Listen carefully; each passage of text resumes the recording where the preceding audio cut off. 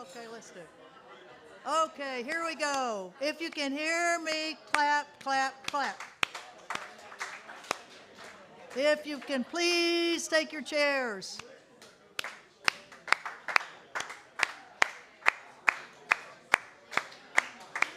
Free, free Palestine. Free, free Palestine. Free, free Palestine. Free, free Palestine. No to NATO. No to NATO. No to NATO. No to NATO. Thank you all. Thank you very much. Did you have a good lunch? Yeah. Let's hear it for the vegans. And let's hear it for Pat and Zool one more time. Yay. We thank them for getting everything set up and all of the coffee and everything through the course of the day. It's a monumental challenge. And we wanted to bring you back about 15 minutes before. Oh, come on, don't do this to me, please. We want to bring you back so that we can show you a film that has been made by the Global Women United Against NATO, which is a group that was formed last year in anticipation of the No to NATO that was going on in Brussels, Belgium. Actually, the NATO summit was in Vilnius, wasn't it? Vilnius, but there were no peace groups in Vilnius that could host a No to NATO group. So kindly, Ludo and all the gang in Brussels, Ludo, stand up. And everybody from Brussels that helped with that. Yeah. So they kindly said, we'll host it. And then some of the women that were in Madrid the year before at the No to NATO, Pocky was there, I was there, Christine Karsh, who is a spearhead for No to NATO over the many, many, many years. And she sends her regrets that she's not able to be here. She was unable to get the right flights out of Germany, but we wish her well. Anyway, so Global Women United Against NATO said, we want to be a part of this, and so we, and I'm part of it, we ask people, women and men from all over the world to send us messages and signs. And so here is the first of that video, Women Say No to NATO.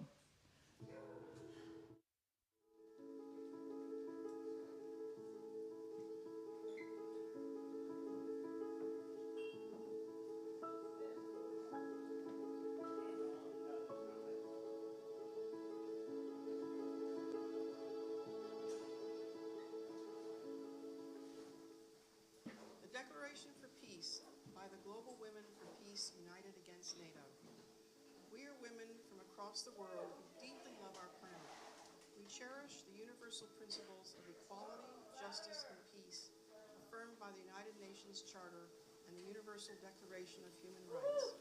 We fight for the affirmation of the rights of women and peoples against all forms of violence, exploitation, and discrimination. For decades, we have been engaged in the search for global peace, for a new world order that abolishes war.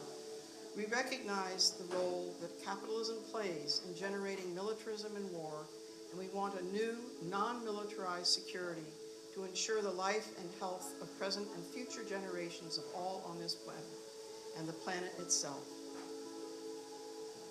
Our aspiration for peace is today threatened by the escalating arms race and the risk of nuclear war, the strengthening of military alliances, and the militarization of international relations. All this risks leading humanity to catastrophe. NATO's decisions since 1991 have in large part been responsible for this developing global confrontation.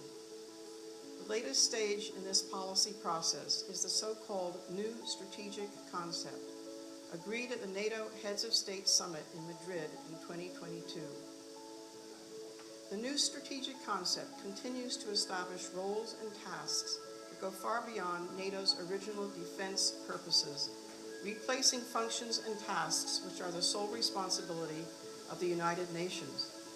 The increasingly global NATO, acting in the interests of the wealthy nations of the West, has extended its activities to the Pacific. It seeks to impose a model of civilization well beyond the Euro-Atlantic area of the original treaty. The new strategic concept is completely at odds with the Helsinki spirit that seeks peaceful cooperation between states and the rejection of threat or use of force. The offensive reconfiguration of NATO is in stark contrast with the constitutional principles of many of the member states. Often approved without the consent of national parliaments, it is also at odds with the manifest desire for peace of so many of the peoples in the NATO states. While many face severe cost of living crisis, governments are required by NATO to raise military spending even beyond 2% of GDP to meet the ongoing frenzied rearmament. This is often accompanied by increasing authoritarianism and the re-emergence of neo-fascist, nationalist, xenophobic, and sexist ideologies encouraged by an increasingly militarized culture. The most recent NATO Heads of State Summit took place in Vilnius, Lithuania in July 2023. The new strategic concept was further elaborated, increasing global danger, and there were demands for further increases in military spending. A special investment fund of 1 billion euros will be set up, paid for by public money, for startups and technological renewal. This will openly encourage the mixing of scientific education and training for young people with military research. The Vilnius Summit also advanced a new gender approach, encouraging the promotion of female figures to top roles within NATO.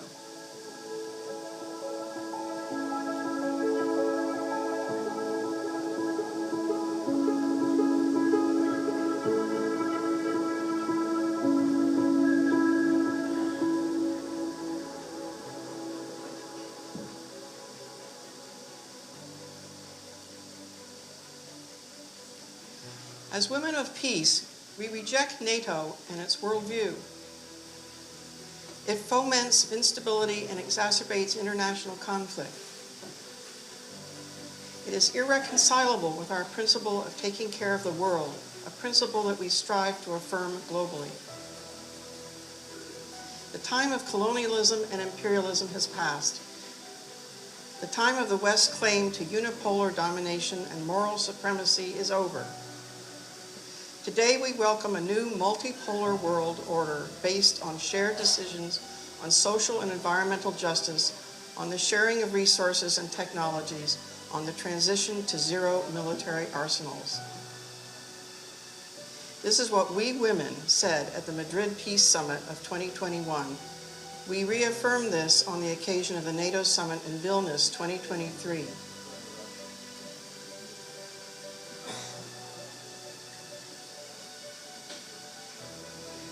What do we want?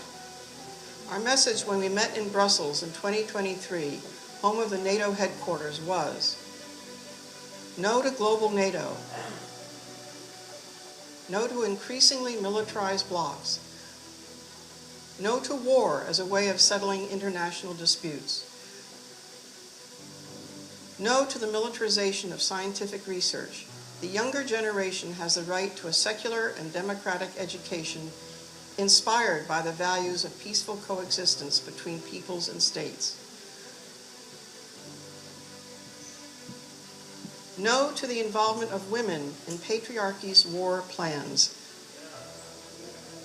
No to any gender approach in NATO. Putting women in top roles in a warmongering military organization will do nothing to promote the principles of equality, justice, and peace that underline women's struggles for freedom. Instead, we say yes to respecting the authentic intentions of UN Resolution 1325 on the participation of women in peace negotiation and processes. Going forward to the next NATO summit in July 2024 in Washington, D.C., we want to work with all those who share these goals with us to speak out for peace, life, and women's liberation.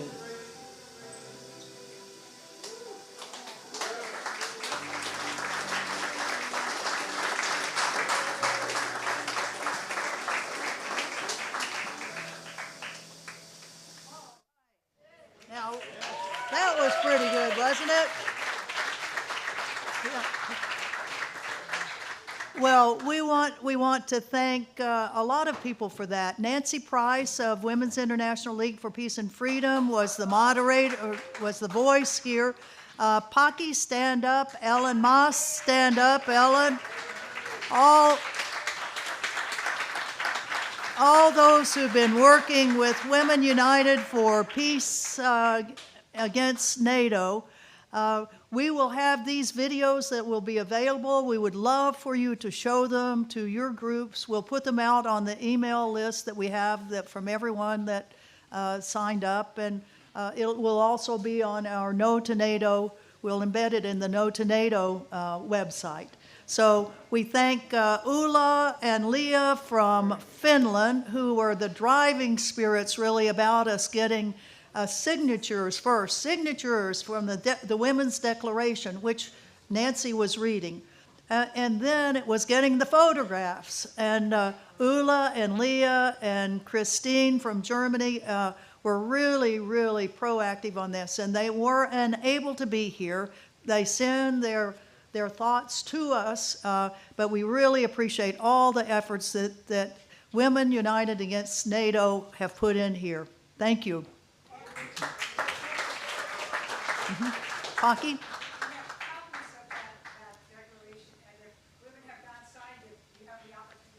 Okay.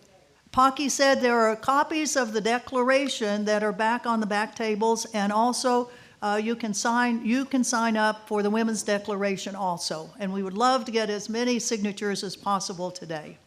So here we go into the last part of our symposium on No to NATO, Yes to Peace. And we're going to start out the next panel with music. So Ben, again, is here, and he has a song that's called No More Sacrifice Zones. Please, Ben. Yeah.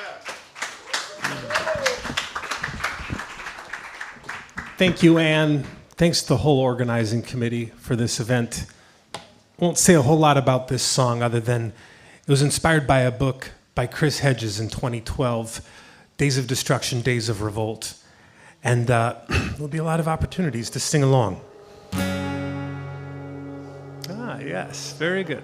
Good call.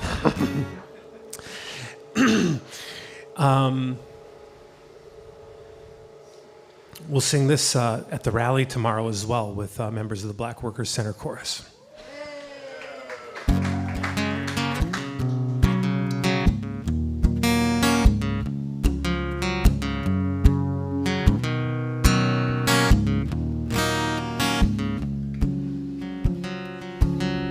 The army closed you in as they drove you from the plains. They're turning your homeland to a sacrifice zone. The company took the uranium, just the fallout remains. They're turning your homeland to a sacrifice zone where your story's been forgotten. We will make it known. Sing that with me. We will make it known. We will make it known. Pine Ridge, you are not alone. Pine Ridge, you are not alone. Pine Ridge, you are not alone. Your homeland has been desecrated. The next could be our own. No more sacrifice zones. No more sacrifice zones. Together. No more sacrifice zones. No more sacrifice zones.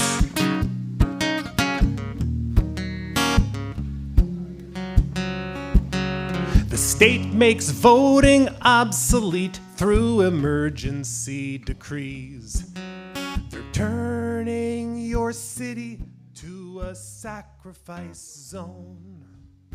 The cops occupy your street to bring you to your knees. They're turning your city to a sacrifice zone where your story's been forgotten. Where your story's been forgotten, we will make it known. We will make it known. Ferguson, Ferguson, you are not alone.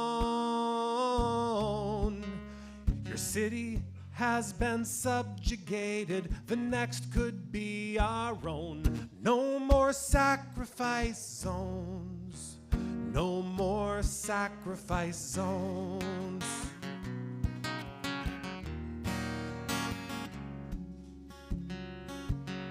The coal men blew the mountain, killing everything nearby.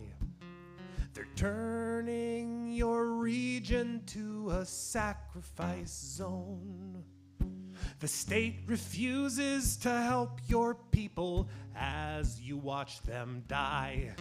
They're turning your region to a sacrifice zone where your story's been forgotten. Where your story's been forgotten, we will make it known. Appalachia, Appalachia, you are not alone. Your region has been desolated. The next could be our own. No more sacrifice zones.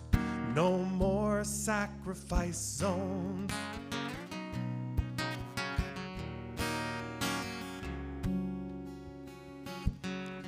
Fighter jets will cut you down to push you all away. They're turning your nation to a sacrifice zone.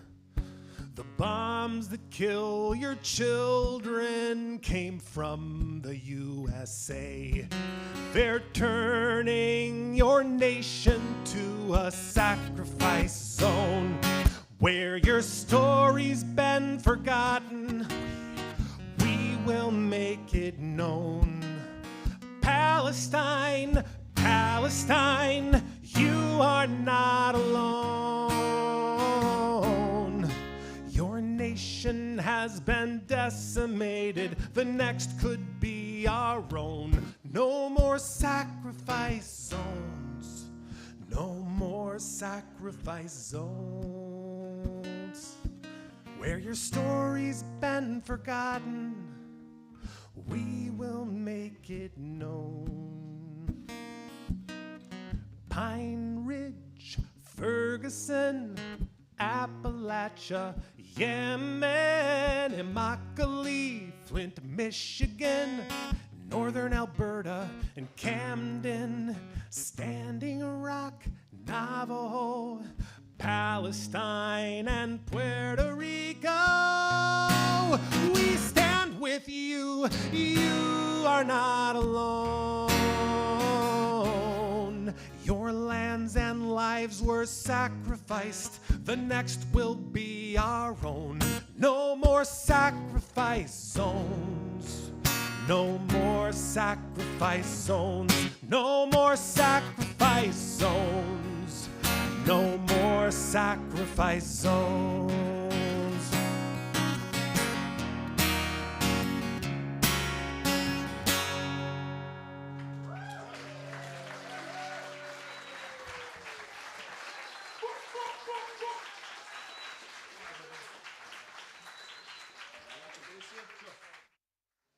I just want to introduce Joseph.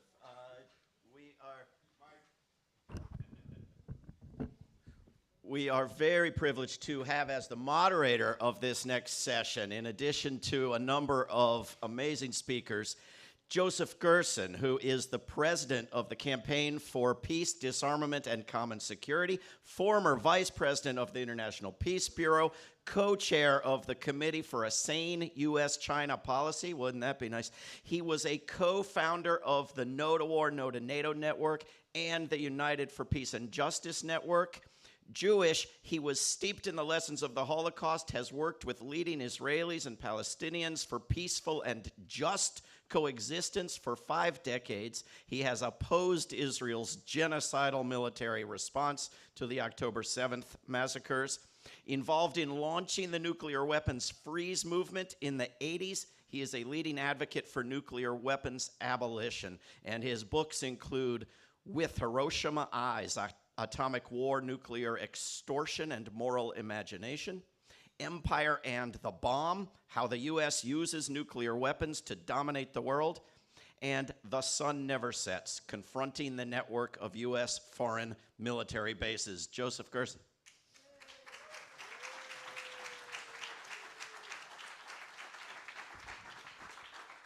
Thank you for that very, very generous introduction. I want to begin with a celebration of Ben, who is really the shaman and teacher of our movement, who never fails to show up at a demonstration and to bring both spirit and lessons for us all. And as I was thinking about him singing just now, I was remembering my transformation when I went south in '66 to Appalachia and watching the destruction of that region on a very, unbelievably destructive mode and racist as well. I was thinking about the changes that are going on here in the United States, right? To understand that we are in a profound crisis in which we face the possibility of a Trump dictatorship. We have a current president who says he's only accountable to God. And we have a Supreme Court which has just delivered us from some elements of constitutional democracy to a monarchy, a king. So says the dissenting opinion in the Supreme Court. So thinking about that, I found myself listening to Ben, thinking not only of Phil Oakes, whose spirit he keeps alive and brings to us, but I was also thinking about Victor Jara of Chile, remembering what happened to Victor Jara, and thinking that in time, as we go into the crisis that we're entering, we're going to need to be defending Ben. We're going to need to be defending our movements. We're going to need to be holding the banner of democracy high, and we're going to need to find the courage that African American movements, women's movements, people in nonviolent resistance to the Nazis that I was privileged to work with, we're going to need to pull on all of that for the coming period. We need to understand just how serious the moment is. As we begin, I want to celebrate 3 people who are here. Alain Rouet, Ludo, and Reiner, if you could stand up.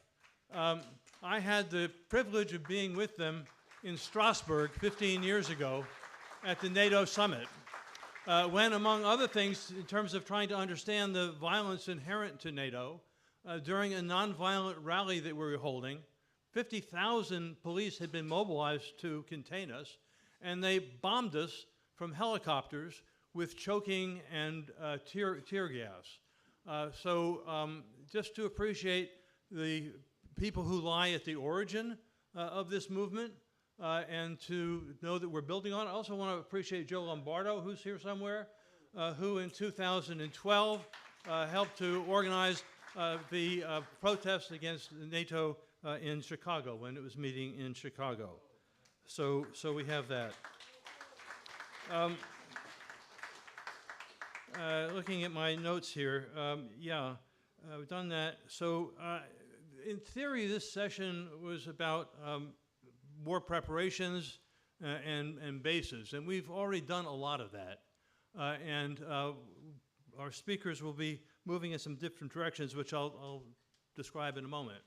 But I want to hit on the question that was raised earlier about military bases and their impacts.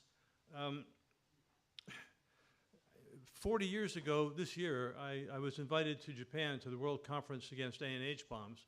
And in addition to engaging Hiroshima and the Hibakusha, I also learned for the first time that the United States had more than 100 military bases and installations in Japan. You could meet people who had come from Guam, who came with two maps. One was a map of where the best fishing water, the best drinking water, and the best agricultural land in Guam was. The other map was of the US bases in Guam. It was the same map. And so we need to understand quite what the implications are. A couple of years later, I was in, I guess in Okinawa, and I was challenged by a young Filipino and a young guy from Fiji who said, if you're so concerned about military bases, you should write a book about it. And you know, if you listen to young people and they're telling you the truth, you have to live with it, right? So in doing the research, you know, among other things about bases, you learn that land seizures are essential to them. The U.S. Consul General in Okinawa told me a few years ago that the entire island was a U.S. base. There's a profound history of military accidents, whether they're in the course of live fire examinations or drunken Marines. I once had to extend condolences to a family who had lost the mother and daughter from a drunken Marine. Crimes go hand in hand with foreign military bases, the present ones as well. You have environmental degradation, and Pat, who's here, can go into enormous detail about that for us. Sexual assaults. You know, militarism is militarism, right? You know, the history in Okinawa of the violation of women, sexual violence, rape. There was just it's just been announced that there have been 5 more rapes of young Japanese women by U.S. Marines in the last little while. You have the loss of sovereignty by nations and communities that come with the bases. And not least is the preparation for an engagement complicity in warfighting, including preparations for nuclear war, which Ludo will be speaking about very shortly. I guess the last thing I want to say about bases, and I'll move to the introductions here, is to say that you know, we just celebrated, I don't know if we celebrated, Independence Day, the Declaration of Independence, which I think was actually signed on July the 3rd. But if you read the text, what you find that one of the reasons for declaring independence from Britain and for actually fighting a war was that King George kept among us in times of peace standing armies which committed abuses and usurpations, right? What was good for those rebels more than 200 years ago is good for the rest of the world now. Okay, so then, yeah, I guess one last thing to get here. There was an article in the New York Times just the other day, and it quotes the head of the Heritage Foundation. How many people read that?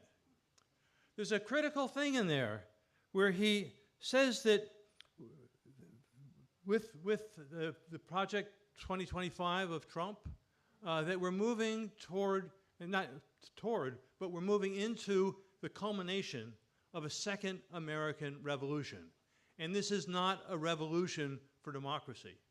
We need to understand quite the depths of where we are and what their agenda is. And it's not one of peace and justice, as the sign says here. It's about, in large measure, both white supremacy and profit. So with that having been said, we've had a couple of really excellent panels already, and I know it gets to be a long day, but we've got another really excellent panel coming up. I've done too many webinars in recent years. I want to ask Ludo, please, to come up. Anthony Rodgers Wright, please come up. Who else? And Tamara. Tamara, please come up. Can't get this train rolling without the engineers. Is Anthony here? Okay, well, we're going to hope that he shows up. He's the one member of this panel that I don't know. So I want to, in introducing Ludo, just to say I've just been really privileged to know and work with Ludo a long time. As was mentioned before, based in Brussels and with the values that he has, he in many ways has been an anchor for the counter-NATO movement for peace. And we're lucky to have him here. He's going to be focusing on one dimension of NATO that really has been little discussed so far, which is the fact that NATO is a nuclear alliance. It's preparing for the omnicidal nuclear war that will take us all. And the resistance, he'll be focusing on the resistance to that. Then, in the absence of Anthony, we'll go to Tamara. Those of you who were with us last night at the dinner will have had an exposure to Tamara's passion, to her deep commitments. She's been working very hard. As it tells me here, she's, as she said again last night, Canadian Voice of Women for Peace, Women's International League for Peace and Freedom in Canada, the Global Network. She's on the advisory committee of the Global Network against weapons and nuclear power in space. She's been a central figure in the Global Women United against NATO. She's a PhD candidate in global governance at the Bastille School for International Affairs at Wilfrid Laurier University. She has a master's degree in international politics and security studies and has done research, among other places, at the University of Bradford. Then Ann Wright. How do you introduce Ann Wright, right? So I found myself thinking that in some ways, she certainly brings to mind Daniel Ellsberg. She's been on the inside, and now she's out on the out. And it took a lot of courage to do that. And she, really in the tradition of whistleblowers, is out there for us every day. Her style is a bit different from Dan's, but just to appreciate what a gift we have in the courage and vision and values that Ann has. She is indefatigable.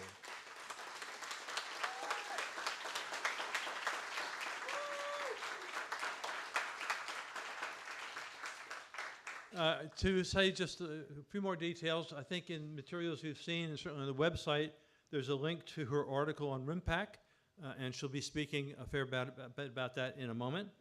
Ann, I'm privileged to say Ann is a member of the board of my organization, the Campaign for Peace, Disarmament, and Common Security. She's a member of the advisory committee of the World Beyond War. She's based in Hawaii some of the time. Ann is a retired U.S. Army Reserve colonel and a 29-year veteran of the U.S. Army and Army Reserves. She was a diplomat, and catch this list, in Nicaragua, Grenada, Somalia, Uzbekistan, Kyrgyzstan, Sierra Leone, Micronesia, Afghanistan, and Mongolia. She received the State Department's Award for Heroism in her actions during the Civil War in Sierra Leone. She resigned from the Department of State on March 19th, 2003, in opposition to the Iraq War.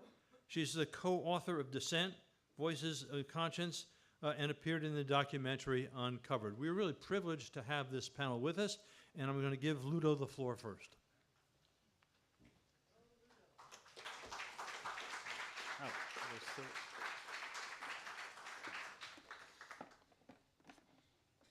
There are two laptops here, so. Thank you, Joseph, for the kind introduction of us all here. As Joseph said, dear friends and comrades, I want to talk about nuclear weapons. It's an almost forgotten topic in public debate, and I will come back to that, but in the 80s, there were massive demonstrations in Europe, and I think also in the US, opposing these weapons and asking the need of disarmament, nuclear disarmament. That's the peace sign, by the way.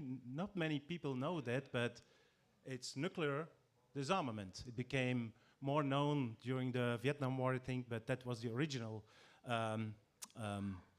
That's the original symbolic of the peace sign. So the war in Ukraine has brought nuclear weapons back into the spotlight. Unfortunately, a nuclear confrontation, according to the doomsday clock, is even more likely than during the Cold War.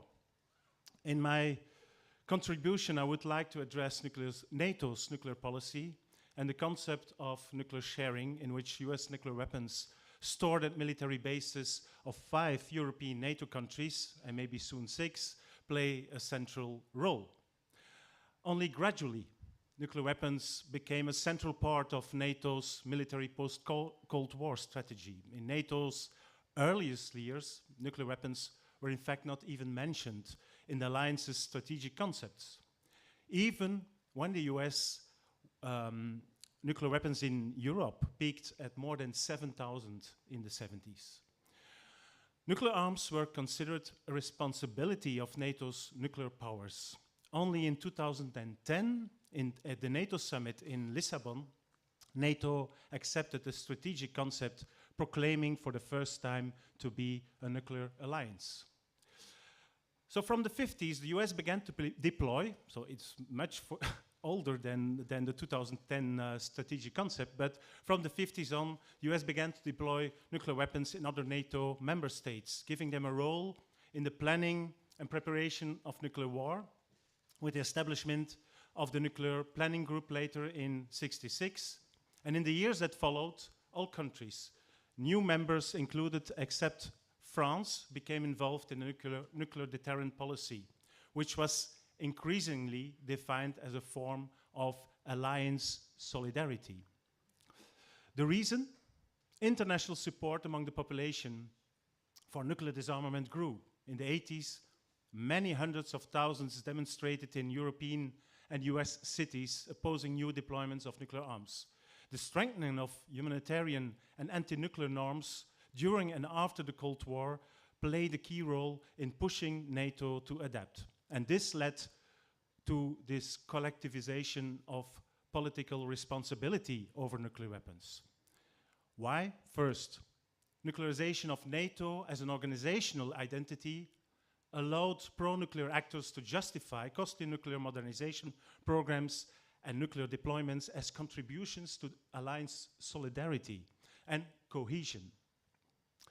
Second, this nuclearization of NATO undercut the potential for intra-alliance resistance to nuclear arms. Calls for nuclear disarmament could be seen thus as anti-NATO. So that was the game.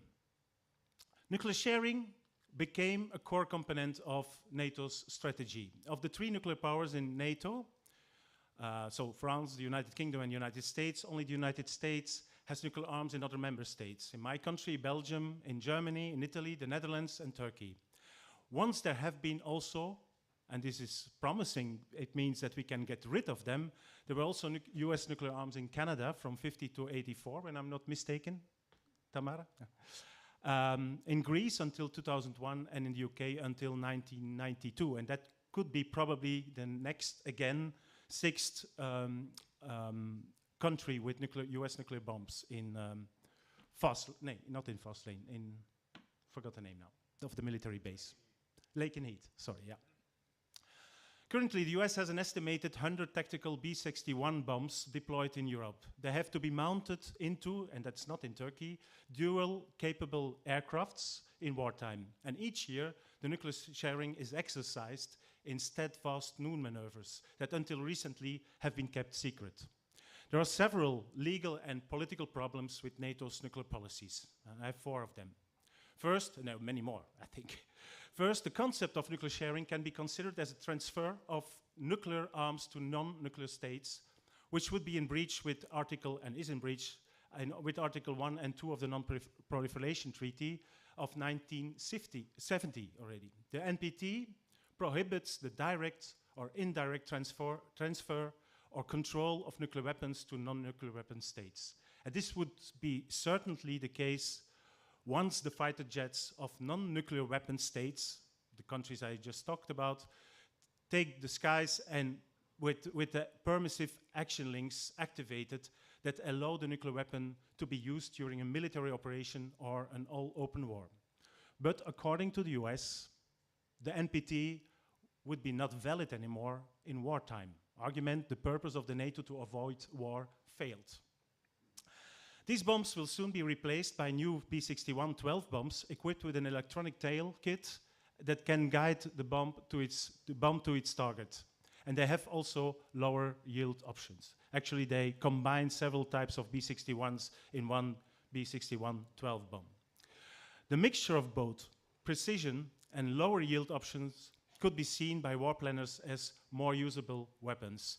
The new B-61-12 could increase the danger and will increase the danger of a war with nuclear weapons, eroding, by the way, the concept of deterrence. A second problem with NATO sharing policy is nuclear sharing policy is that there is no transparency whatsoever around the presence of these nuclear weapons at European military bases. It makes democratic debates and decision-making virtually impossible, which is probably no coincidence. Traditionally, according to several surveys, a majority of the population in most NATO countries is in favor of a ban on nuclear weapons. Even if it's not clear if the war in Ukraine changed this public mood, the secrecy surrounding nuclear sharing is unacceptable in a democracy. A third problem is NATO's aggressive stance towards the Nuclear Ban Treaty, the TPNW. At its latest summit in Vilnius, 2023, NATO reiterated that the Non-Proliferation Treaty, they say it, remains the essential bulwark against the spread of nuclear weapons, claiming its strongest commitment, that's their words, to the full implementation of the NPT across its three pillars, including Article 6. On the other hand, NATO member states have been boycotting the negotiations on a treaty to ban nuclear arms, the TPNW, although it can be seen, or it is an implementation of the same Article 6 of the NPT, in which the parties commit to negotiate a treaty for complete nuclear disarmament. NATO has been waging disinformation campaigns with the false claim that the ban treaty undermines the nuclear disarmament regime and that it lacks control and verification mechanisms, although in Article 3 of the TPNW, it clearly states that non-nuclear weapon states shall, and I quote, maintain its International Atomic Energy Agency safeguards obligations at the minimum.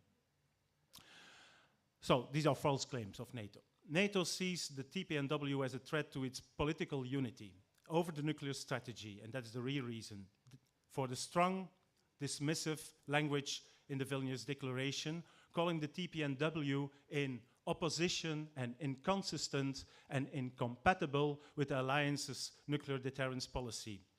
And again, at odds with the existing non-proliferation and disarmament architecture, causing risks undermining the NPT.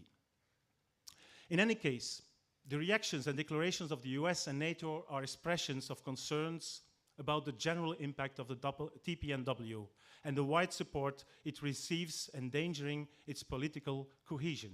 Therefore, the Vilnius Declaration emphasizes that talks and negotiations on disarmament should be done with NATO as a platform. In other words, NATO members are not supposed to initiate or participate in disarmament initiatives outside NATO or without the leadership of the US. The fourth problem is that NATO has always been ambiguous in its nuclear policy. It's paying lip service to the NPT while its nuclear powers continue to pour billions into replacing or upgrading their nuclear arsenals. I want to refer to the latest ICANN report that said that the investments in nuclear investments increased with, again, 10% and 35% the last 5 years, up to 91 billion. And more than half of it is by the US, 2/3 by NATO countries. NATO's statements are full of contradictions. According to the NATO, and now I quote from the Deterrence and Defense Posture Review of 2012, that was in Chicago, nuclear weapons are a core component of NATO's overall capabilities for deterrence and defense, alongside conventional and missile defense forces. NATO is committed to arms control, disarmament, and non-proliferation, but as long as nuclear weapons exist, it will remain a nuclear alliance. And this is the mantra they always, and each time they repeat.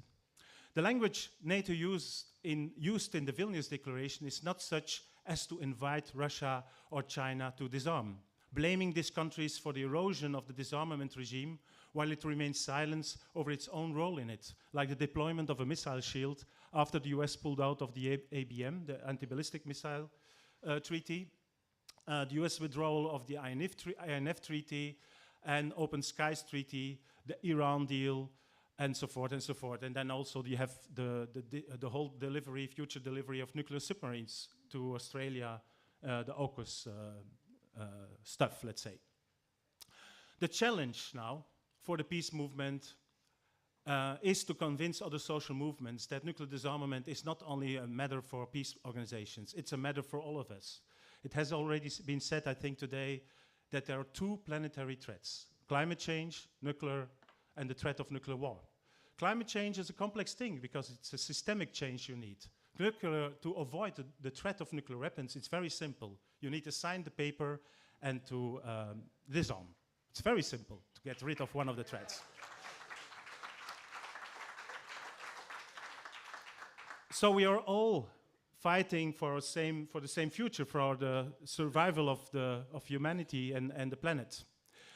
So a wide social and political movement against the danger of nuclear war should be put forward with a number of, and it's just a number, a few examples, common demands. And I focus also on Europe now because it can be a first step towards nuclear disarmament. First of all, of course, we need full transparency on nuclear weapons in Europe to enable at least a democratic debate in the society and also on the decision-making level. Second, we don't need anymore this kind of lip service, hypocritical lip service to nuclear disarmament, as NATO is doing all the time, but concrete disarmament initiatives leading to negotiations to avert the growing nuclear danger in Europe. And this can only be successful if there is a ceasefire in Ukraine, if international tensions are reduced and mutual security interests are taken into account. Then we have the good environment for nuclear disarmament. And 3, new agreements are needed to avoid new nuclear weapon deployments in Europe on all sides. Once this is realized, the withdrawal of nuclear weapons from the territories of nuclear sharing countries can help shape conditions and commitments for a nuclear weapon-free zone in Western, Central, and Eastern Europe. And is this possible? Of course it's possible. It's a matter of political will to negotiate procedures, a time frame, and verification mechanisms so we get rid of all nuclear weapons in Europe. And then 4, a legal ban on nuclear weapons and accession to the DBNW, how difficult politically this seems to be. I believe there's always an opportunity to break the nuclear cohesion of NATO. And we have seen that with the participation of some of NATO countries in the meeting of state parties under the TPNW treaty. There were like 2 meeting of state parties. My own country, Belgium, took part after heavy pressure, nevertheless, from the United States, as well as Germany, the Netherlands, and other countries. I think Norway was also one of them. But last but not least, we must disband NATO to achieve a nuclear weapon-free world, I think. Ultimately, the true abbreviation of this militaristic war organization is a nuclear-armed terrorist organization. Thank you very much.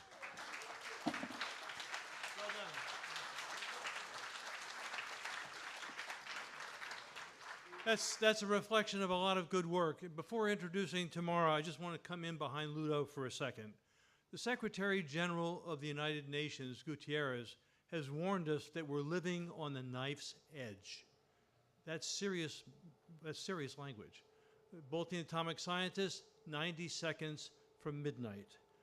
In conversations I was in within the last, 2 months with a former Russian general, he explained that more happened in 1983 when Russian Soviet early warning systems went down. we think that Colonel Petrov may have saved the world by his courageous decision not to pass the warning.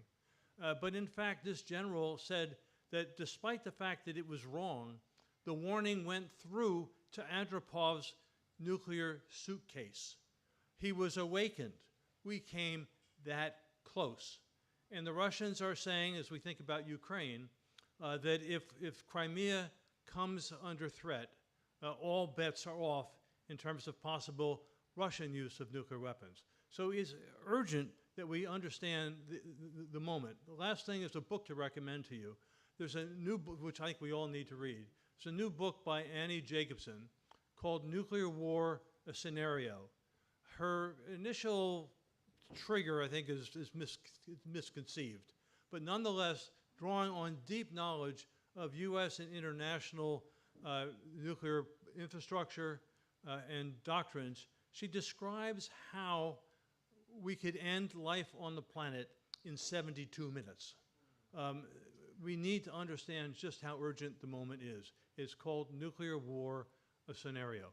So with that, I'm going to give the podium here to Tamara, who's going to give us a number of really excellent lessons.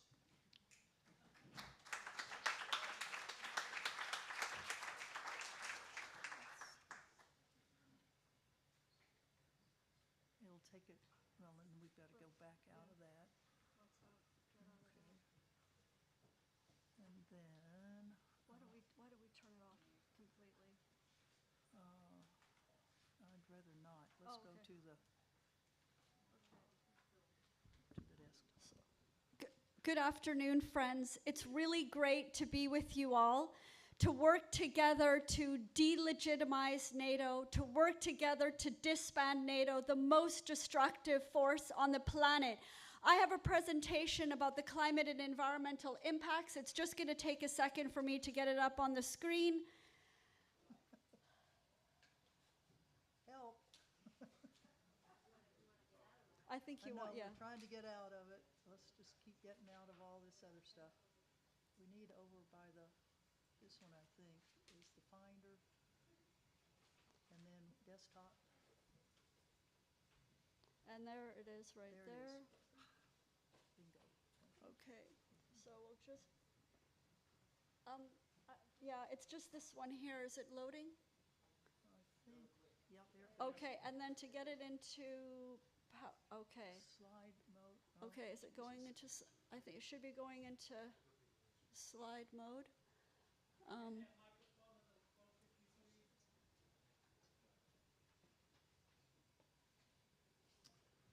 That's a new screen. We haven't seen that one before. Yeah, it's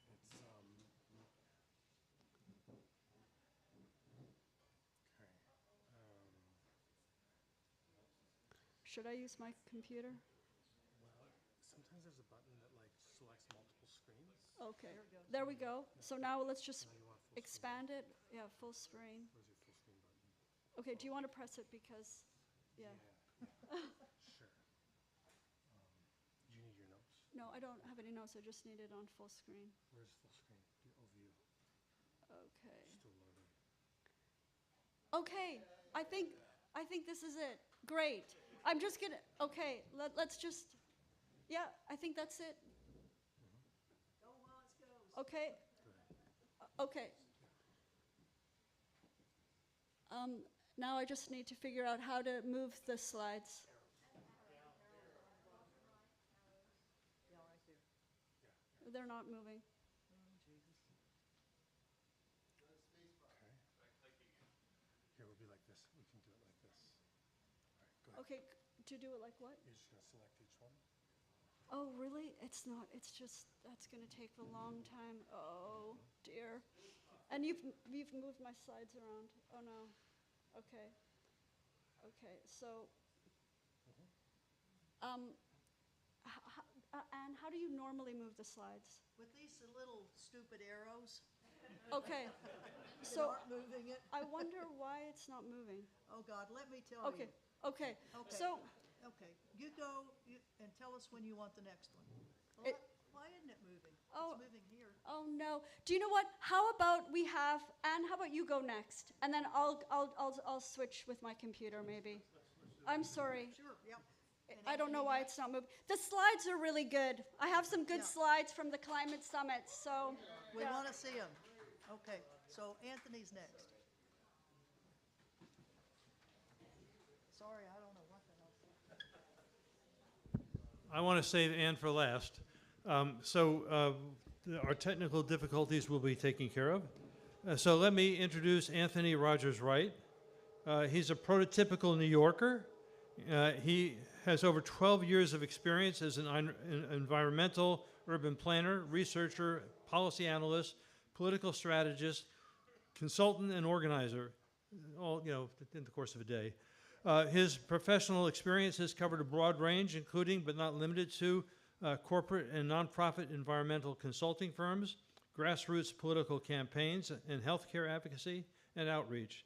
Most recently, Anthony focused on climate disruption, which is to say climate change mitigation strategies. He hasn't been doing the climate change at local and regional events.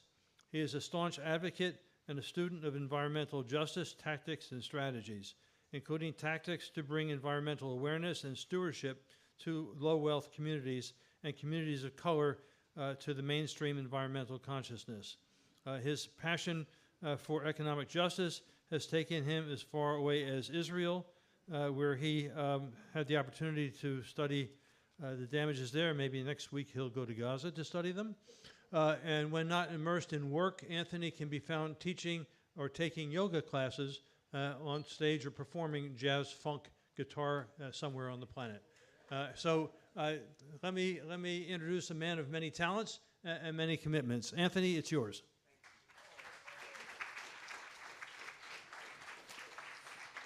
Thank you so much, everyone.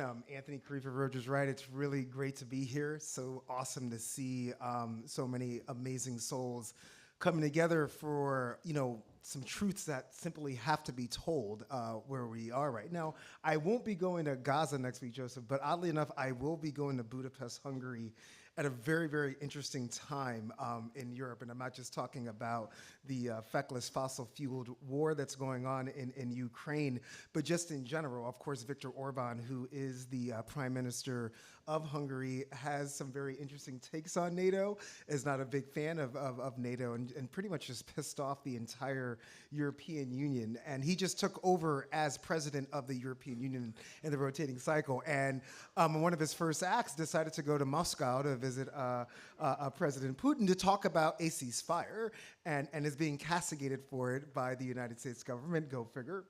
Well, let me get into what I'm going to speak about. I won't take too much time because the panel, I'm looking forward to the discussion.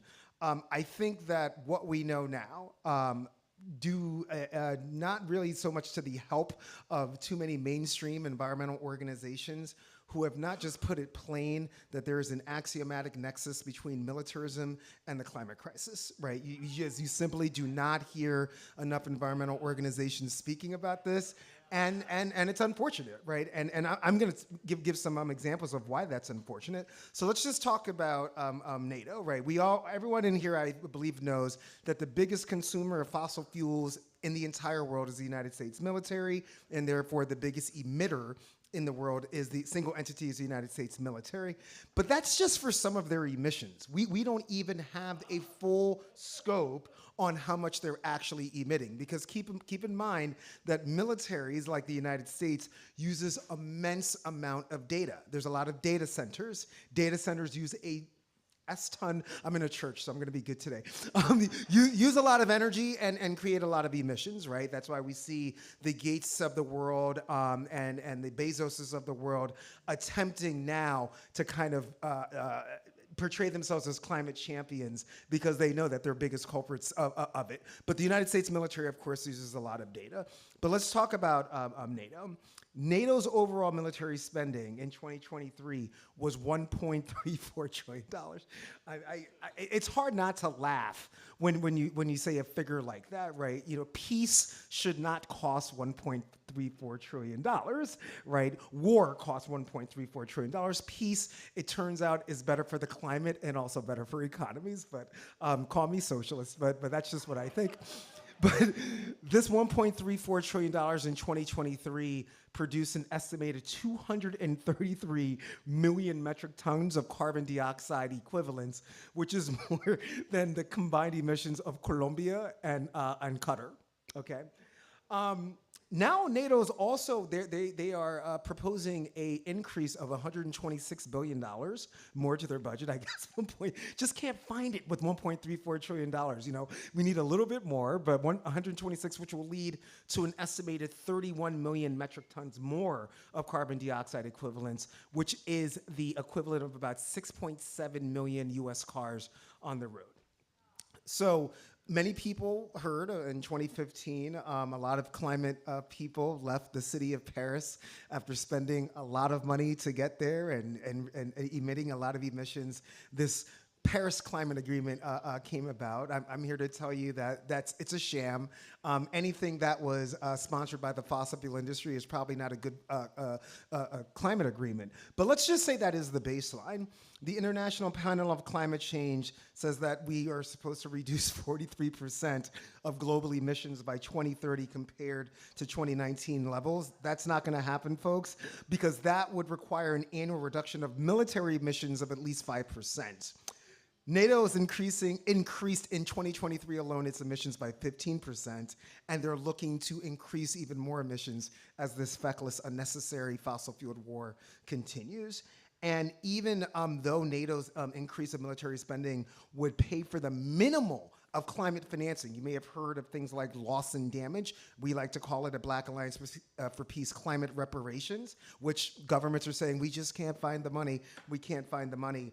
But NATO's total military spending in 2023 would pay for this financing 13 times over and provide levels of climate finance I wouldn't say needed to address the climate crisis. I would say needed to survive it, right? We just have to be honest that unfortunately, what's in the atmosphere is baked in, and we are seeing consequences right now. You may have been outside today.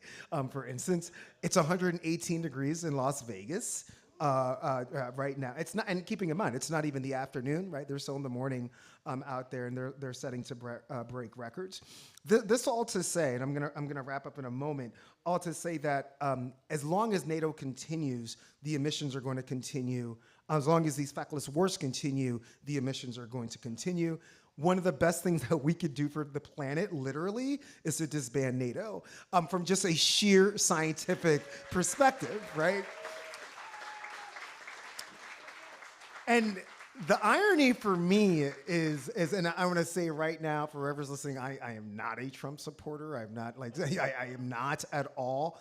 However, it is really, really interesting right now that you have a neoliberal so-called center-left party in the Democrats who are saying, we are the party of science, and the Republicans are the climate deniers, and here they are saying, no, we need more money for war, more money for NATO, more money to basically saber-rattle a nuclear power in the form of Russia and all of their allies. My comrade and one of my teachers who's in the audience, Rafiki, just told me today, for instance, that Turkey is looking to join BRICS, right? So I'm with it too. So I mean, all to say that this is all possible, but don't believe any party whose standard bearer goes on ABC News with Stephanopoulos and says, no, the proof that I am an able president is that I'm handling 2 wars. And, but this is also a man who wants to be known as a climate president. You cannot be a climate president and pro-war. That is impossible. That is just impossible.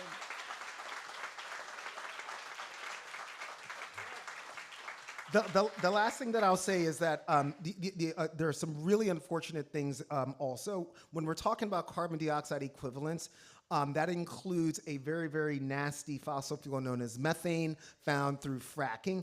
That is what the military is emitting the most. Here's the issue with that. Methane, when it goes into the atmosphere in its first 20 years, is 80 times more heat trapping than carbon dioxide. So the military is literally, if there was a worse fossil fuel to emit other than coal, the military is doing that right now. We don't have 20 years for this to dissipate. Tipping points have already been broken and hard choices are gonna have to be made. But I'm just gonna read to you the other environmental impacts that we also have to consider, because these too often are invisible eyes.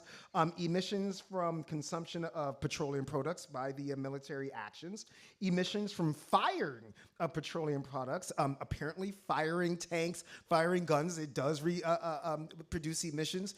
Anyone who was bothered by the 4th of July and telling your dogs and cats everything is gonna be okay, it wasn't just the sound, it was the smell of all that stuff as well. Imagine that like 100 times over from a whole bunch of guns and tanks. So we're not counting those emissions. We're also not counting emissions from fires of buildings after they get hit. They emit stuff. Buildings are made with really bad stuff like asbestos and other stuff you probably don't want to breathe in. We're not accounting for that. And then we're also not accounting from emissions from forest fires and the destruction of agricultural lands, which is a spoil of war, right? Destruction of forests. Forests, by the way, have trees. Trees, by the way, trap carbon dioxide. They are good things. We should be cutting military budgets, not cutting down trees. So that's all I'm gonna say. I'm looking forward to this. Yeah, that's it. Think about all of this in November, but not just in November. And hopefully, if I do make it back from Hungary, and I'm going to say, yeah, I agree with Viktor Orban, but I'm really looking forward to their perspectives and bringing that back and reporting back. So thanks, everybody.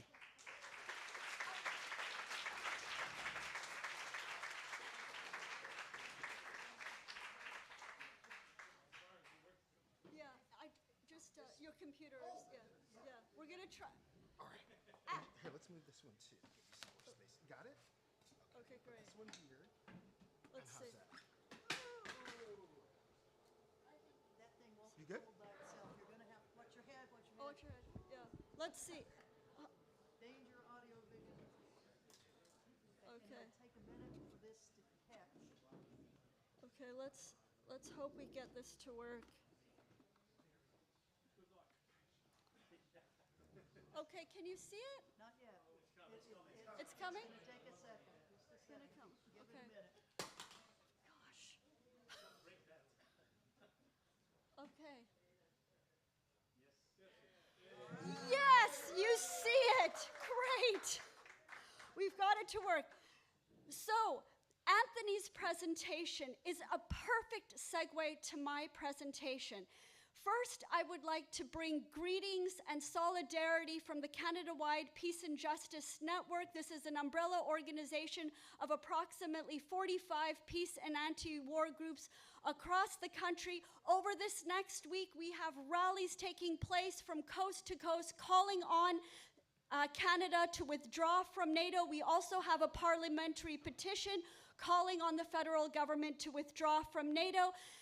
These are some members of the Hamilton Coalition to Stop the War with our signs. NATO harms the climate and environment. War is not green. NATO is a climate criminal. I am also bringing greetings from the Global Women United Against NATO. I am also part of that women's organization, and I want to encourage all the women out there to join us, to follow us on our new social media, No NATO Women. Go to our website, Women Against NATO, sign our declaration, and follow us online. So, since NATO's war against the former Yugoslavia 25 years ago, NATO wars and military spending have exacerbated the climate crisis. NATO has delayed climate action. NATO is a threat to people in the planet. It is impossible for us to rapidly reduce greenhouse gas emissions with NATO's rising military spending and carbon-intensive militarism. In October of 2022, I was at the Climate Summit, COP27 in Sharm el-Sheikh with my sign, No to NATO, Yes to Peace and Cooperation. And in the opening plenary, I had the opportunity to listen to the Libyan President, Mohammed el-Menfi, talk about how difficult it is for his country now to deal with the severe climate impacts. dust storms, sandstorms, sea level rise, flooding, extreme heat having an impact on agriculture. And he said that Libya now does not have the socioeconomic capacity to deal with the climate crisis. And as you might recall, last September in Derna, there was catastrophic flooding in Libya, and they weren't able to cope with this. Libya is not resilient to deal with the climate-induced extreme weather events. And the reason why is because NATO destroyed Libya in 2011. It was Canada that led the NATO bombing of Libya in 2011. We bombed energy systems, water treatment plants. We have made it impossible for Libya, which was one of the wealthiest countries on the continent, to cope with the climate crisis. And now Libya continues to be in economic and political turmoil. Libya is in ruins. After I was in Egypt for the climate summit, I spent a month a tour. I went from Egypt to Russia, Finland, Latvia, Poland, and Romania. I went to speak to people about the war in Ukraine, NATO expansion, how climate change is affecting these countries, and also opportunities for peace building. This is a map from NATO's eastern flank, and just have a look, friends, at all of the army installations and all of the naval assets that are in this region right on Russia's border. And over the past 2 years, NATO now has in place 50,000 troops that are at high alert, high readiness, ready for war. These are the air assets in the eastern flank along Russia's border. Fighter jets and bombers are flying continuously up and down Russia's border. And think about all of the climate impacts from all of this militarism in the region. So when I was in Latvia, I went just outside of the capital of Riga to have a look at Camp Adazi. This is Canada's military base. Canada is leading a NATO multinational battle group there. And when I was there, I could hear the shooting and the shelling through the forest. It was very loud, the booms. And I stood outside the front gate with my sign, "No to NATO, yes to peace and cooperation." I delivered a letter to the Canadian commander, said that we don't support this. Every spring at this base, NATO conducts a tank warfare exercise called NATO Exercise Crystal Arrow. And just have a look at the soil compaction, the destruction of the forest. This is a satellite photo from Google Maps of Camp Adazi. The blue arrow there at the left bottom is where I stood at the front gate with my sign. And you can see the decimation of the forest. So Latvia has lost in a really important sink for its carbon emissions because of Canada's NATO battle group here at this military base. In August of 2022, for the very first time, a NATO Secretary General came to Canada's Arctic at Cambridge Bay and talked about Canada's Arctic, the homeland of the Inuit Indigenous people, as being NATO's northern flank. Canada is going to be spending $38.6 billion to massively militarize the North for NATO and for NORAD, the binational US-NATO military alliance. We are not protecting the Arctic, we are militarizing it. So we have a new campaign in Canada, Stop the Militarization of the North. We stood outside the US Embassy in Ottawa with our sign, "Canada out of NORAD, Canada out of NATO, make the Arctic a zone of peace." Do you know that this is what the Indigenous people, not just in the Canadian Arctic, but in all of the Arctic states have said, that the Arctic must be a zone of peace? So we need to support them in their effort.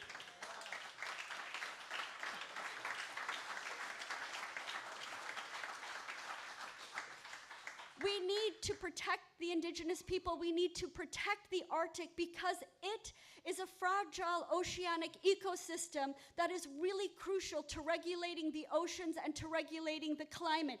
We need to cooperate with all the Arctic states, including Russia, which accounts for 50% of the Arctic Ocean. We need to cooperate with Russia.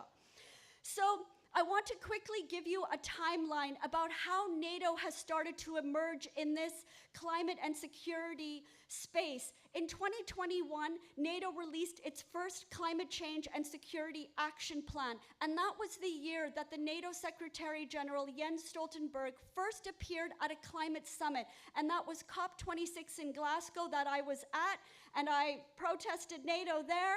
And then in 2022, at the Madrid summit, in NATO's strategic concept, it mentioned climate change for the first time as a threat, but it's very low on the priority. The top threats, of course, for NATO are China and Russia.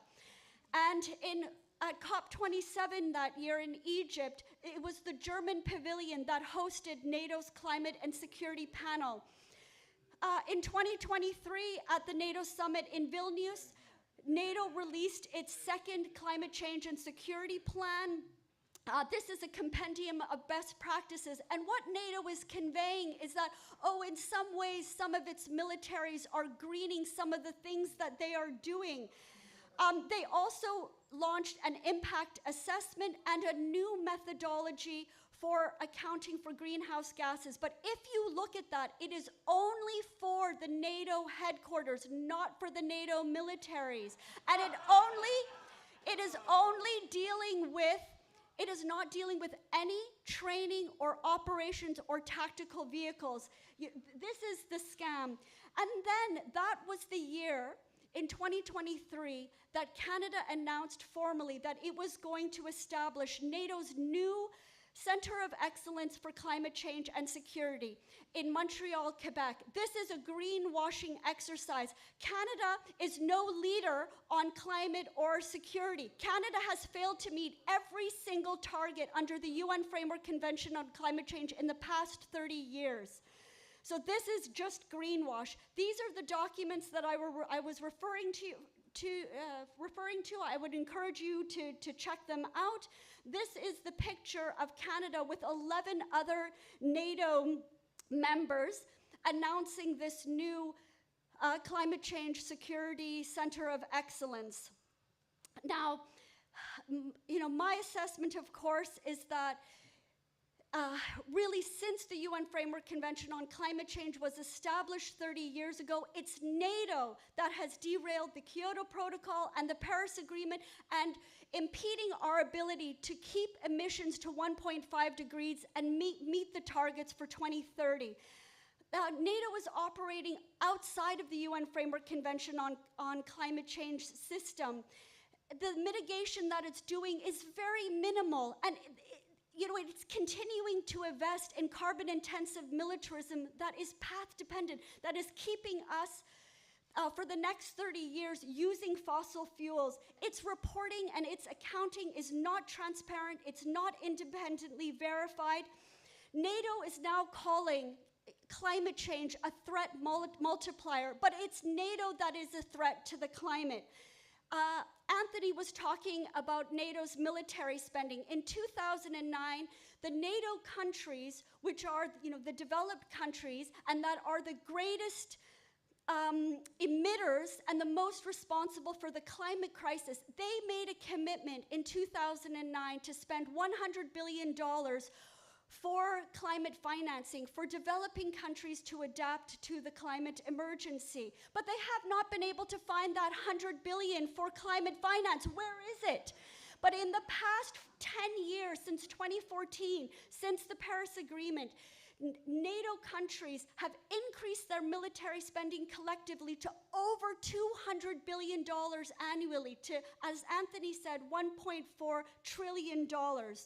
So at the climate summits, we have our signs: cut military spending for the green environmental facility, for loss and damage, for climate finance. This is absolutely crucial. I also bring to your attention this really important report from Tipping Points and Transnational Institute called Climate Crossfire: How NATO's 2% military spending targets are contributing to climate breakdown.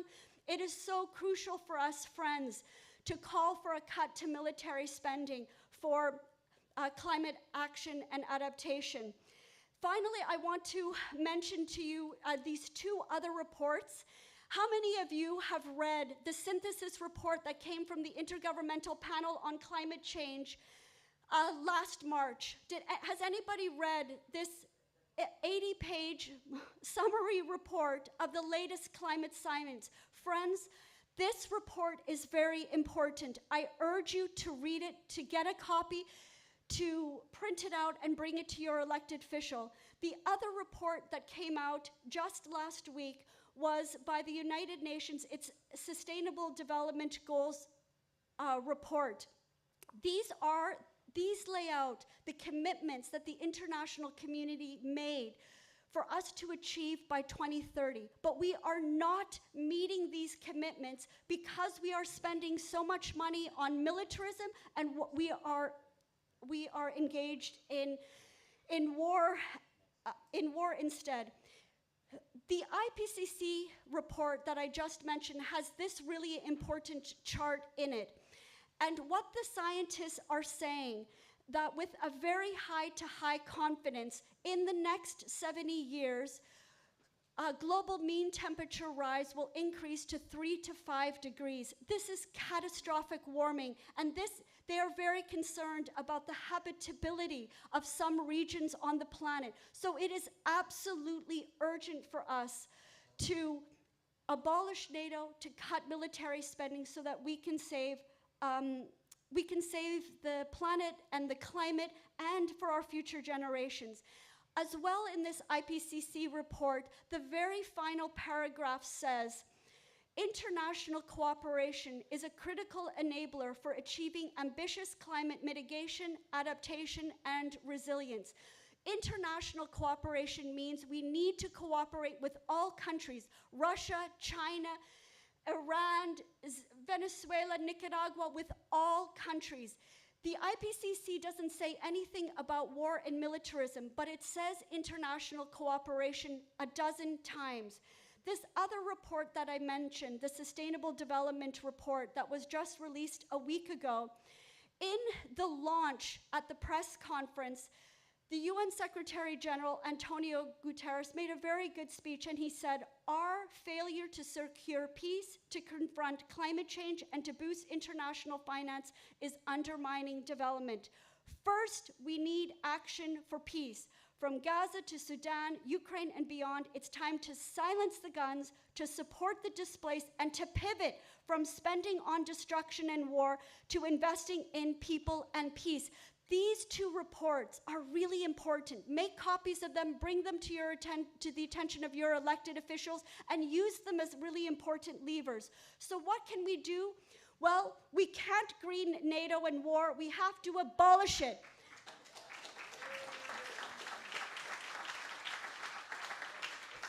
And I'm long time in the climate and an environmental movement, and in the climate summits, we call for the big polluters, the big oil and gas companies to be kicked out of the climate summits. We also need to kick out the big militarists.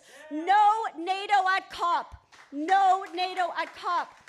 And then, friends, the other thing that we need to do, because our governments are failing us, they are not building peace. We needed to take it upon ourselves to build peace. I want to encourage you to go to Russia, to go to China, to go to Iran, and to make peace, to make friends. Refuse to accept this new Cold War. Refuse to accept it. You need to transcend it. And then, if I can have one more minute, if I can have just really one quick more minute, I just want to tell you that at the last two climate summits, COP28 and COP27, the international civil society said that the United States was the greatest obstructor at the climate summits, and it received the Colossal Fossil Award. It was the greatest dishonor, and this is the U.S. pavilion at the climate summit. Look at how it's so highly militarized. Compare and contrast it, friends, to China's pavilion. China used, friends, you need to know this. We get so much negative media about China, but you need to know that China was lauded at the climate summits for being a constructive force, for bringing countries together, to giving good, positive, constructive ideas for climate action. They used their panda diplomacy at their pavilion, lots of really great ideas, and they are the world leader on renewable energies, solar, high-speed rail. If we want to save the climate, we need to cooperate, and we need to cooperate with China. So friends, let's work together to abolish NATO.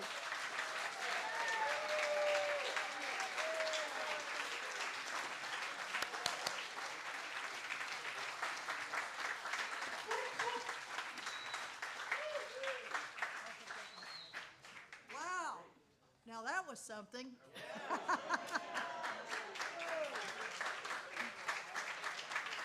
Go, Tamara. And if you have any time to talk to her about that month-long trip she took when she went from Sharm el-Sheikh to Russia to, where else did you go? Finland, Latvia, Poland, Romania. She went into Russia with, barely a visa, and didn't know anybody really in any of these places. And there she went, and made friends everywhere, and found out lots of stuff for us. Well, I am going to talk about her program, it looks like. No, let me see. Let me see if I can, maybe I can give your program for you. If I can get out of this to do my own. Just 1 second, we'll try it again. Just a minute. Here we go. Now, I need that one. Right, no, cancel. Okay, I need to get you out of there. And don't save. Although I wouldn't mind swiping her little presentation there. That was pretty darn good. Okay, now let's see. Let's see if this one's going to work. Come on. Here we go. Okay. It's up on my screen, so come on, let's go. Yep, go ahead. I don't know if this will work, but Okay, while we are getting that up, I want to make a couple of comments. Joseph mentioned a lot of stuff that's happened in the Pacific area. Sexual assault, violence, all sorts of stuff that's been going on in Asia and the Pacific. And I just want to acknowledge that Ellen Barfield, right here, stand up, Ellen, please. Veterans for Peace has just come back from 2 weeks in South Korea, and she was there because, stand up and tell them what it was, Ellen.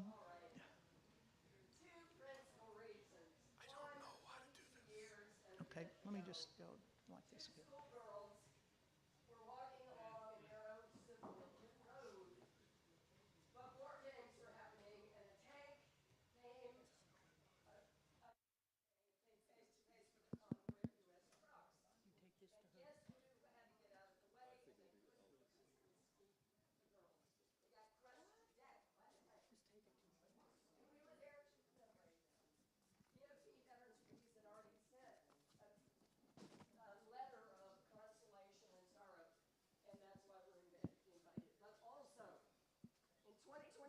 In the U.S., and I don't know exactly where or when because I've just gotten in on the program.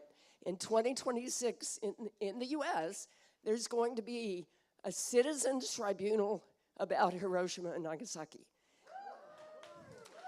because Japan was constrained from ever bringing legal charges against the U.S. for those horrors. But the tens of thousands of Korean slave labor who were there at the time. We've heard about the comfort women, and I have a bracelet with a butterfly in honor of them. But there were a lot of others, too, who were just doing manual labor. Japan had treated South Korea, the whole peninsula of Korea, horribly for years before the U.S. got involved in that. And so the Koreans are looking to bring legal suit against the U.S. What a concept. So.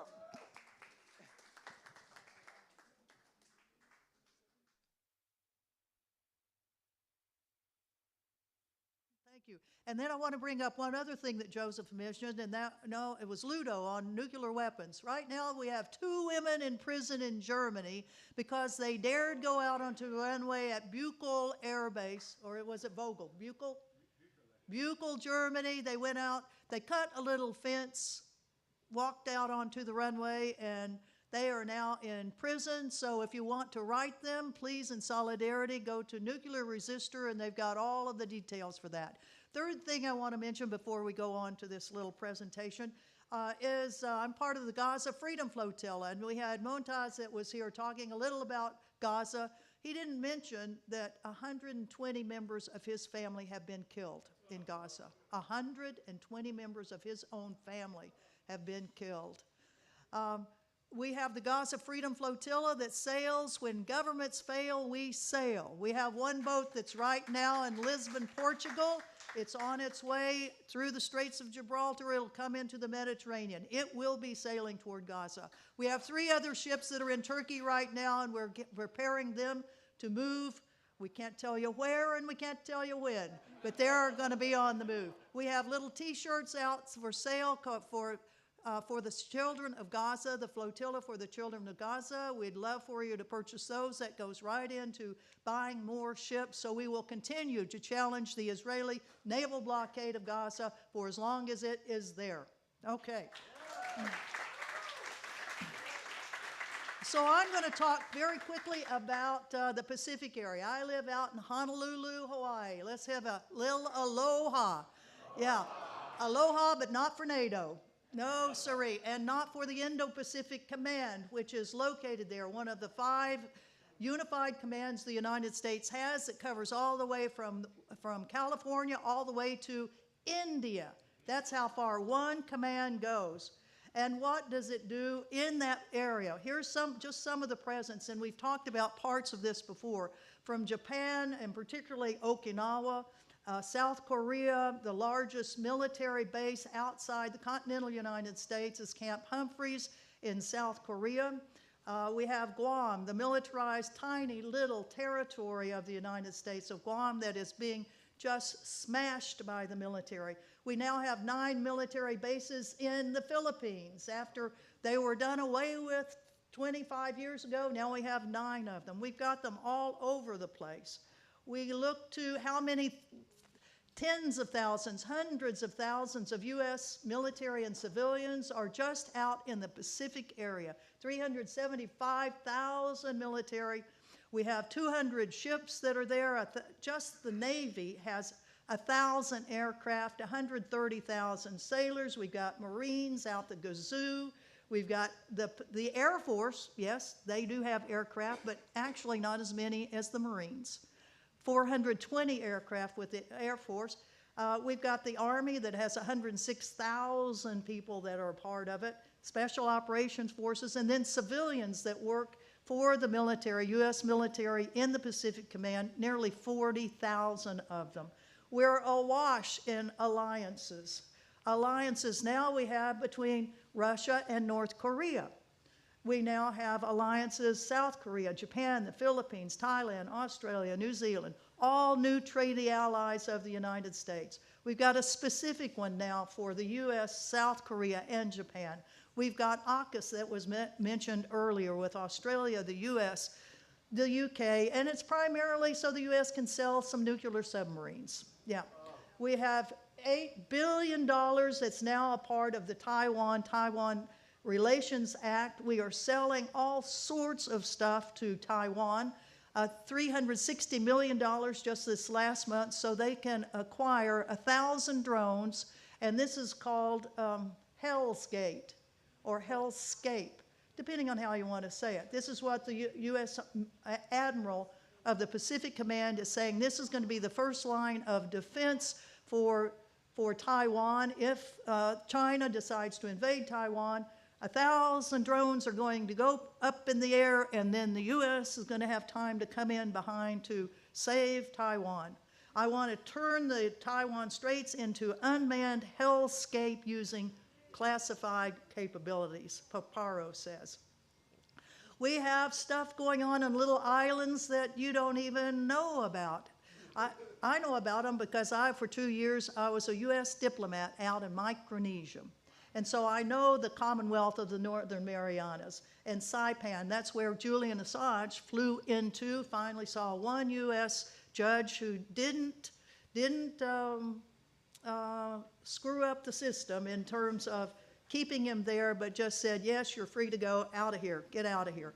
The Northern Marianas, not for doing that, but the United States is having nearly $400 million going into the tiny little area of the Northern Marianas, and that's primarily because Tinian, the island of Tinian, from where the U.S. aircraft went from in World War II, they were carrying the atomic bombs that landed on Hiroshima and Nagasaki. These same airways or airfields that haven't been used since World War II are now being renovated. What for? Guam, tiny little Guam, $4 billion of military infrastructure going in there. The newest Marine base in the world, first one in 50 years, is now on Guam. The tiny little island of Palau, scuba diver's paradise, now has a new runway, $121 million. And where I was in the Federated States of Micronesia, little tiny islands, 600 little islands all over the place, they are now putting nearly $440 million worth of military infrastructure in it. So here's just a rundown. Hawaii is, in a way, well, Guam, 71 military construction projects. That little island is now becoming probably the most militarized island in the world. And mainly because the U.S., the island of Okinawa has had such good civil protest against all of the crap the U.S. military has been doing in Okinawa for the last 75 years, to include the sexual assault of a lot of women and girls in Okinawa. The civil protests have forced the United States to remove a lot of the Marines that are there, but guess where they're going? Guam. Poor little Guam's taking that. So there, all sorts of stuff's happening there. Hawaii, where I live, Pearl Harbor has a huge, huge military construction project in Pearl Harbor for new docking areas for all of these ships that are coming in. We've heard a little bit about the various military exercises that are going on all over the Pacific, and here's just one of them with the Philippines. But we have U.S. military armadas always out in the Western Pacific that are doing what are called the freedom of navigation skills.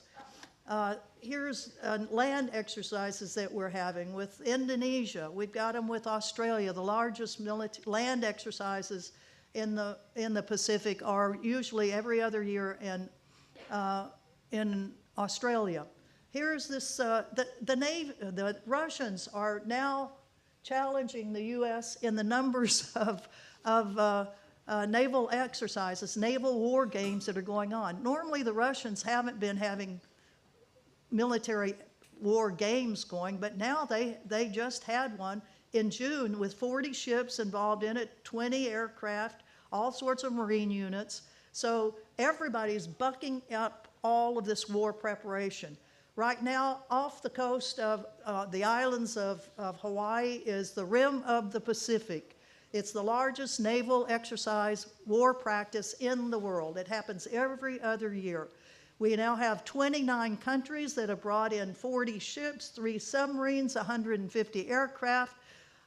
We have over 25,000 military from these 29 countries that are on these ships.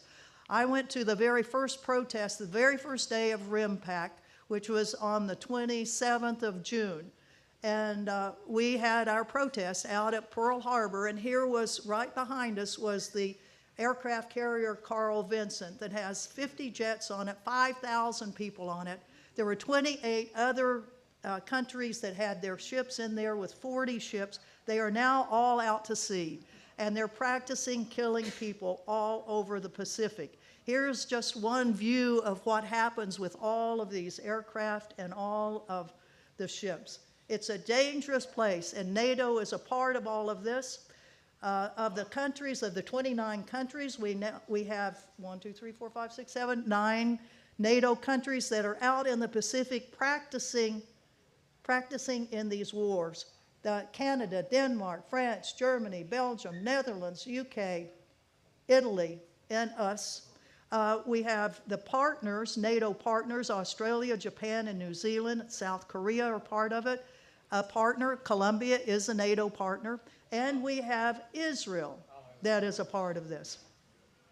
So NATO is definitely all over the Pacific. And I'll just mention one other thing. We were talking about environmental things. Well, in Hawaii, we've been putting up with the Navy and all of its pollution for years and years, and then it kind of came to a head 3 years ago when 25,000 gallons of fuel got dumped into our aquifer. And so for years now, we've been protesting, knowing that these 20 underground fuel tanks, each one 20 stories tall, that they were leaking. We knew they were, but boy, all hell broke loose, as you can imagine, when 93,000 people's water supply were contaminated by the Navy.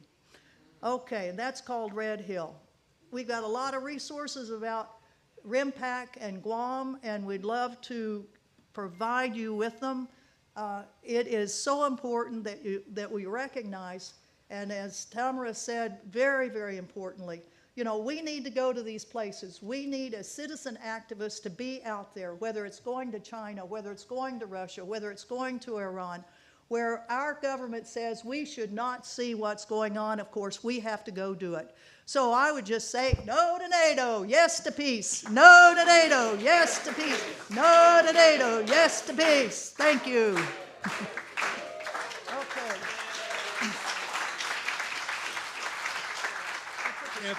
Anthony, Tamara, we need to come back up here at least for a brief Q&A session. And while they're coming up,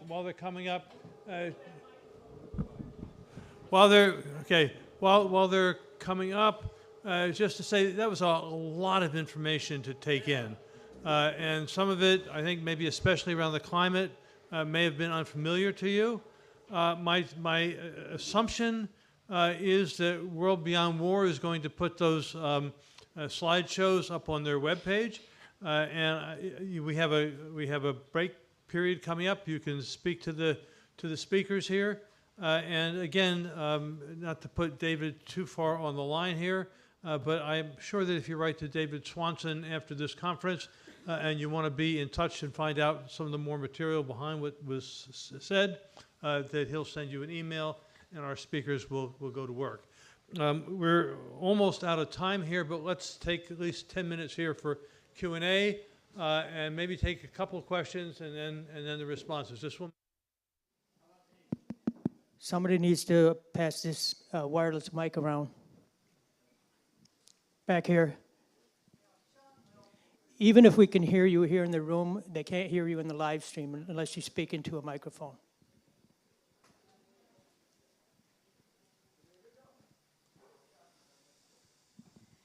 Thanks. Oop, is this a good volume? Thank you for your wonderful and impassioned remarks. And I just want to add a little wrinkle and maybe ask if they have anything more to say about that, to what both Anthony and Tamara said about the climate talks and the Paris Accord. As Anthony said, the Paris Accord was not what it was made out to be back then, and I think okay, you might realize that Nicaragua was singled out for not signing on to that because they said that it was going to be a death sentence to the future of life in their country, and also under Paul Oquist, a very gifted man who represented Nicaragua at the climate talks, it was a leading voice of pointing out exactly what Tamara was saying about the leading countries and companies causing climate change and the need for those $100 billion. And the response has been a regime change operation, disinformation, and sanctions. And that sends a message to other countries. The next round after the break will be an open mic. So this gentleman over here, and we'll see what we can do here. Well, during the Iraq War, the Washington Post, there is a little article about every time a bomb drops, it emits green gas. So what about, Anthony, what about the bombs themselves and their pollution? One more question, and then we'll start with you. Thank you. My name is Kimon Freeman, Angry Black Man in Therapy, and also a candidate for D.C. delegate here in Washington, D.C. I've learned so much today. You informed my campaign. Thank you for all the work you're doing. My question is this. What tactics do we have at our disposal to pursue to force the changes that we would like to see, other than our chants and our beautiful protesters? What do you want us to do that could actually move the needle? I have my ideas. One of them includes war tax resistance, but I would like to hear from the group. What do they think that we should be doing that will be effective in moving the needle? Thank you. Thank you for that question. Right on question. Anthony first, and then we'll go down the line here for people to talk about what it is you can do. I don't. We'll just keep talking. There we go. Sorry. And try to go in reverse order. To the brothers' question, I agree with that. I think that we have to move from infinite actions that don't necessarily resemble campaigns and get to a campaign strategy. And what I mean by that is that we have to simply figure out what sectors of the economy that we can actually impact. This is care workers, teachers, pilots, nurses, and shut it down. We saw when the former, maybe soon-to-be new president, took office, right? It was the teachers that really showed us what to do in West Virginia, in Oklahoma, in Arizona. I believe they were known as red states back then. The teachers just shut it all down, but in doing that, they also set up a very good mutual aid framework. So kids who depended on school lunch, they still got their school lunches. Kids whose parents still needed to go to work and couldn't afford childcare, those teachers provided childcare. So I think that we have to probably move from nonprofits to movements. That's what they say in the global South to us all the time. Y'all have a bunch of NGOs. We have movements down here. Yes, madam, my son lives in Nicaragua. He was born there. And I have a very special connection, as does the Black Alliance for Peace, one of our great comrades, Margaret Kimberly, the editor of the great Black, yes, Margaret Kimberly. She'll love that. She just gave a great talk at the UN, by the way. Nicaragua did end up signing on. Unfortunately, they were pushed and they were bullied. They did leave the Organization of American States, which I think was a very, very good thing. But it's not just Nicaragua. We know now that the Biden administration is also pressuring Colombia, where I spend a lot of time with one of our BAP co-founders, the great Ajamu Baraka, who of course lives in, you should get a round of applause too, because Ajamu is the greatest. Are trying to muscle the Colombian government into building a new military base on an island that is very, very sacred to Afro-Colombians and indigenous people, who basically said we're going to give our lives, so that's not going to get built. So it seems to be stretching more and more. The last thing I will say, though, is that we can't really put too much of our faith in the cops. As the sister said, the cop in Sharm el-Sheikh had 200 oil and gas people there, oil and gas people working in tandem with war profiteers because they need each other to expand themselves. COP30, which is coming up in Brazil, this year it's in Azerbaijan. 3 years in a row, the COPs are being held in fossil fuel producing countries. A global climate talks about in 3 fossil fuels that are also oppressive to some extent. We weren't able to organize as much as we wanted to in Sharm el-Sheikh. I couldn't even go to her hotel if I didn't stay in the same hotel as her, right? They were really had it on lockdown. So in Brazil, what they are saying, civil society organizations from Colombia, Uruguay, Bolivia, Brazil are saying we are going to shut it down and make it the last COP ever, because it's a cop out, is what it really is. And last thing I'll say, I'm going to shut up because I want everyone else to have yes, sir, the bombs, the munitions, I will give you this report. You can take this copy home with you. I have plenty. It breaks it all down. You really need to read it. Not just unexploded shells, but the cost to the climate of just firing all of these things. It's disgusting, it's wrong, and like the brother said, like it's gonna have to take more than protests. We're gonna have to kick capitalism in the balls. I do think capitalism is a man, it would have to be a man, and that's the only way that we're gonna be able to do it. That's the only time that they respond to us is when we shut shit down in specifically sectors of the economy.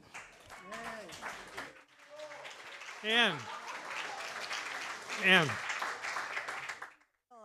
That one's a hard one to follow. Holy smoke.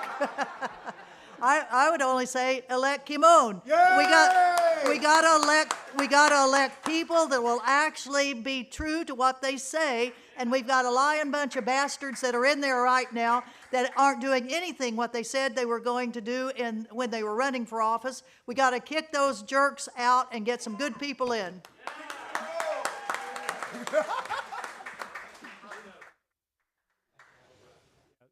Just short about what can we do. I think what I said already, I think we have to get out of our boxes, you know, as being a peace activist, being an environmental activist, you know, these categories. And actually we all have the same issues to struggle for.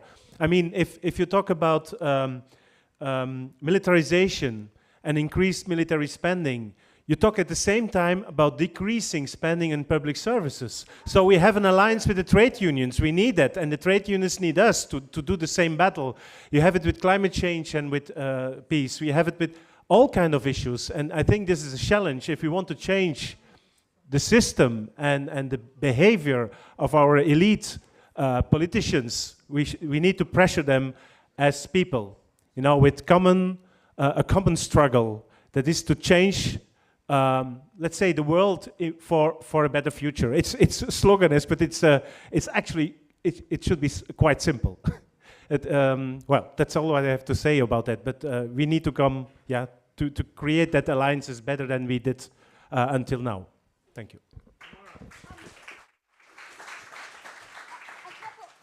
A couple of things to say.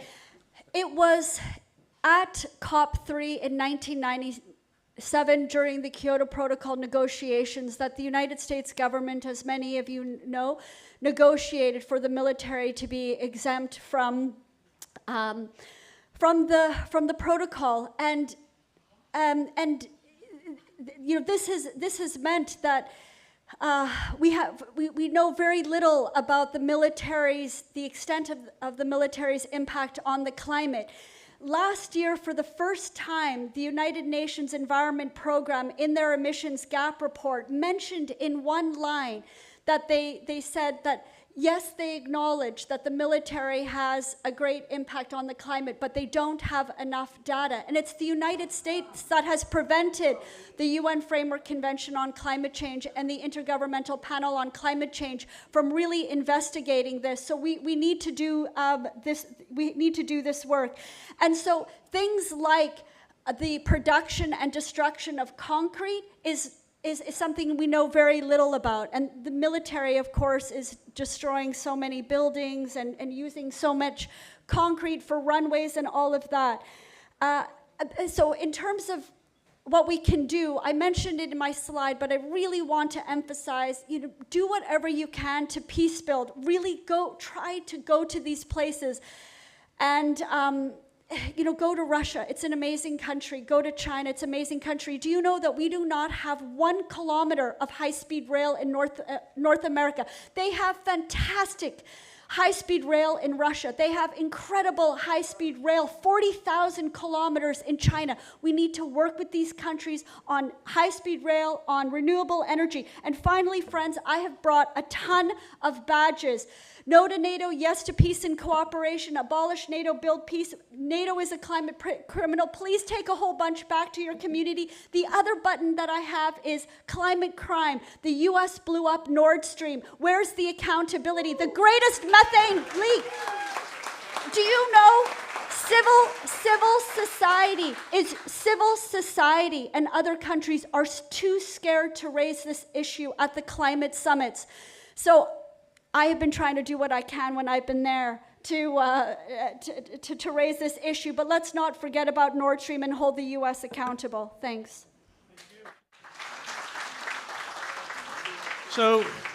So just to say the obvious, you know, today is very important, tomorrow is very important, but what's most important is what you're going to do when you go home. Don't feel a sense that you did it because you came here to Washington. What's most important is what you're going to do back home. And with that, I just want to appreciate one more exceptional panel that we've had. It looks like Ann wants to come up and make an announcement, but I think let's give it up for what was a really great panel.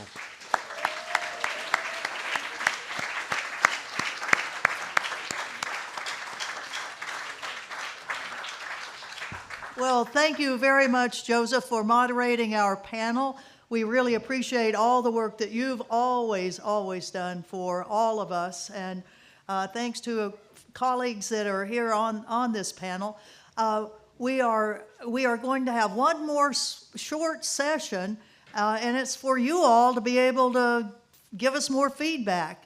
We know that you all are great activists already, and you've got something to say, and we all need to hear it. So what we're going to do, we're going to take about a 10-minute break, stand up, get a little coffee, eat some more cookies and all that, and then we're coming back. But before you leave, we will need some help in putting this church facility back together afterwards. We've got to clear out all of these tables. We got to clear out all that. So if any of you can spare some extra time after this, we would appreciate the help on it. So why don't we take a quick break, and we'll call you back in about 10 minutes.